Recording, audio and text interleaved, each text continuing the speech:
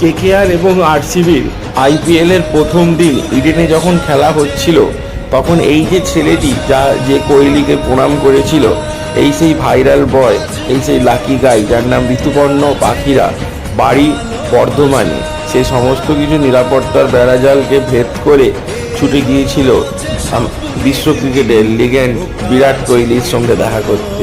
সে ছুটে গিয়ে বিরাট কোহলিকে জড়িয়ে ধরে এবং বিরাট কোহলিকে প্রণাম করে।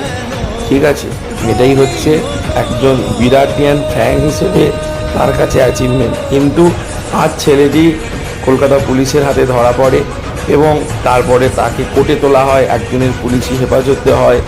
আশা করি ছেলেটি খুব তাড়াতাড়ি মুক্তি পেয়ে যাবে এবং হয়তো তার কাছে এটা একটা বড় শাস্তির ব্যাপার ঠিকই, কিন্তু বিরাটের কাছে পৌঁছানোটাও কিন্তু ভাগ্যের ব্যাপার। সে বারবার চিৎকার করতে থাকে